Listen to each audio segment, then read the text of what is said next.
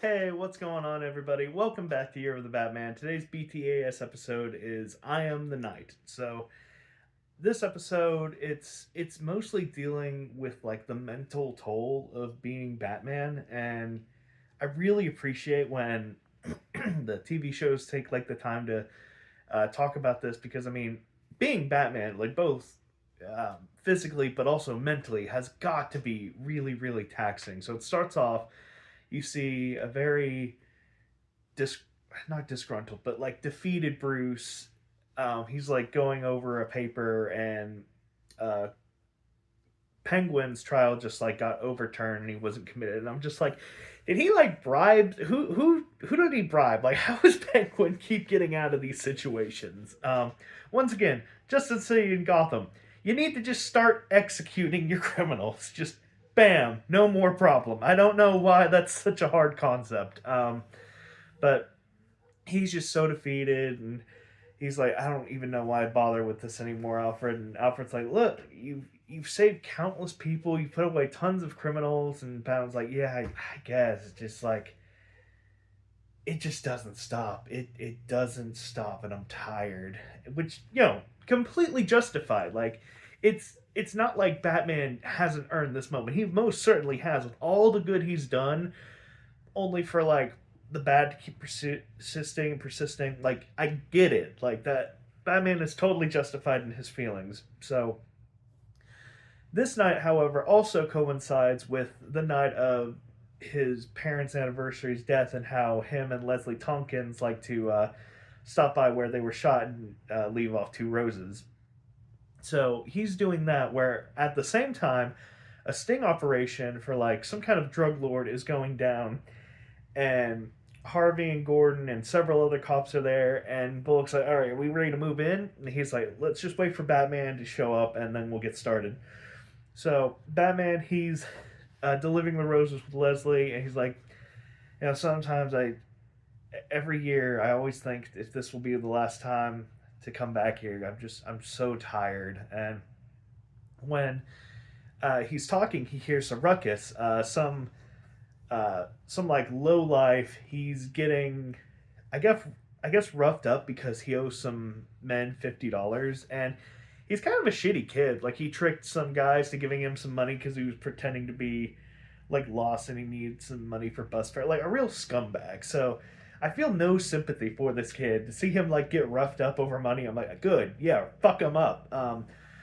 So Batman he like steps in and saves the kid, and during the tussle, one of the guys escaping falls and ruins the roses that Batman leaves, and the kid's like, I didn't need some punk in pajamas to save me, I could have handled it. And I'm like, Batman, I wouldn't blame you if you just break his fucking leg right now. No one would. So he sends the kid off with Leslie because she has like a mission program to help like downtrodden kids.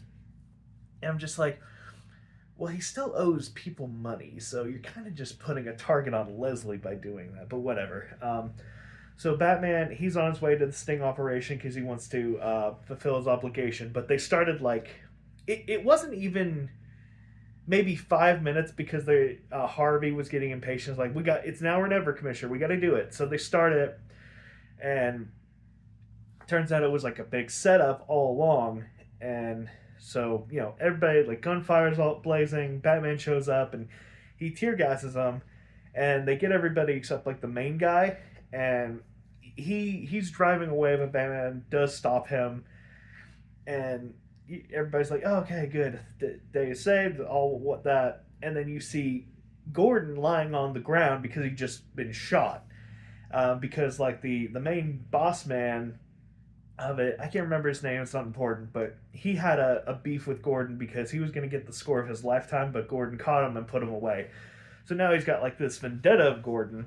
That's why I kind of set up this ambush, and why he himself shot Gordon in all the ruckus. So he's taken to a hospital where he's in critical condition, and Batman, he is beating himself all over because he's like, I should have been there earlier, this is all my fault. And Barbara, she's there, and she's like, Batman, this is kind of what he does for a living. Like, you it's not your fault, Batman. Like, yeah, you could not have seen this coming. Which, to be fair, he he was maybe like, I don't know when they said they were supposed to start it, but like, I mean, he was pretty much there as soon as they started. Maybe like a 5 minute head start, if that. That's being very generous. Um, but Bullock shows up and he's like, I don't care. We got the info from you. I don't care if it's wrong. You were late, and he's the reason why. You're the reason why Gordon's in critical condition. So this isn't between the cops and you. This is between you and me, Batman. I'm gonna take you down. And you're just looking from Harvey's point of view. You get it because he is just some vigilante. Like, Batman doesn't really have the right to like dictate like the times and where to go after sting operations. Like, I get where Harvey's coming from because he's a very by the book kind of cop. Well, in certain scenarios, he is, but he blames Batman for it, which, yeah, I get it. Like, it was Batman's setup and Batman's bad info, Batman being late. Like, it all just kind of cascaded down to where, yeah, you can get why Harvey's so pissed. So Batman, he takes off, and now for the next couple of days he's just sulking, having like an existential crisis, and he's blaming himself, which it isn't really. I mean, I don't know, butterfly effect. Maybe it is his fault. Maybe he shouldn't have done the Rose thing of the sting operation, and then the one kid like being the distraction that was like that really threw things off. Um, so yeah, he's blaming himself, and then Alfred's trying to cheer him up, and he brings Dick along, and Batman's like, "Listen, I did this journey, and I knew the risks. Like, I knew either the Joker, or some other guy, or some punk who got lucky would take me down eventually. But I don't like the idea of me being out there puts people I love in danger, including like, what if something happened to Leslie or Alfred or you, Dick?" And it's just like he's portrayed as so human in this series. I really love that. With the adaptations of Batman, he's so overly serious and so like non-feeling. Like, to have a loving and sentimental Batman, that's my Batman. So you really do get where he's coming. It's not even like about him. It's about him caring about all his loved ones at the same time.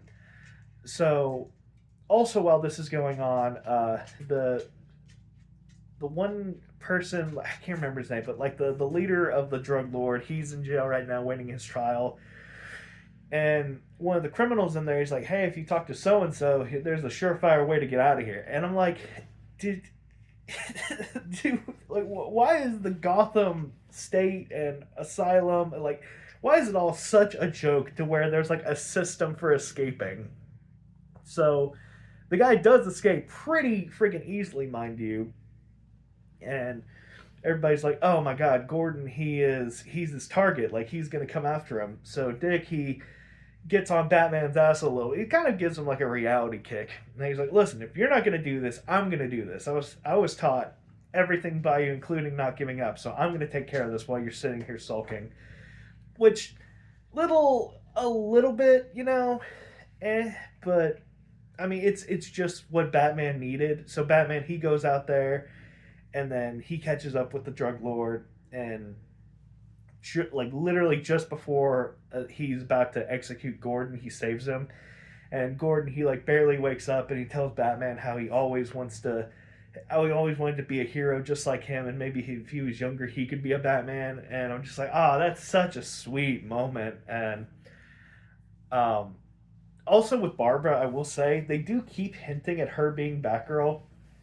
Like, she's like, "Oh, Batman, I just," or no, she's talking to Dick, and she's like, "Oh, Dick, I feel just so helpless, just sitting here. I could be out there doing something," which I do appreciate. She's still not Batgirl yet, but like, you keep getting these little nuggets of what she could be, which I do appreciate. It's not just like her and then she just decides to be Batgirl. Like, you see the character progression to that level. So near the end of the episode, you see the same little punk from before who was like telling Batman he was a guy in pajamas. He sees him with a briefcase, And Batman's like, "Hey, you going somewhere stealing that briefcase?" And he's like, "No, Batman, this is mine. Leslie, she really made a difference to me, and I decided to go on the straight and narrow and head back to my parents' place. And I just wanted to. I'm glad I ran into you because I wanted to thank you personally because you saved my life." And that really like brightens Batman's attitude. So the episode ends with him like looking over the city with a smile on his face, feeling triumphant, like he's now out of this funk that he was in. And it's just such a good episode. I love episodes that drive into like the psyche of Bruce. Um, like how they did Mask of the Phantasm. I thought that was super duper duper well done. Uh, just stuff like that. Like just looking at the humanity in the superhero is really good. So yeah, I will say honestly, not really any stuff to like qualm over except maybe like the Gotham City justice system, but that's just Gotham City as a whole, not like the episode. But I'd probably give this a 7 out of 7. Just really, really solid, good stuff. So yeah, bye bye.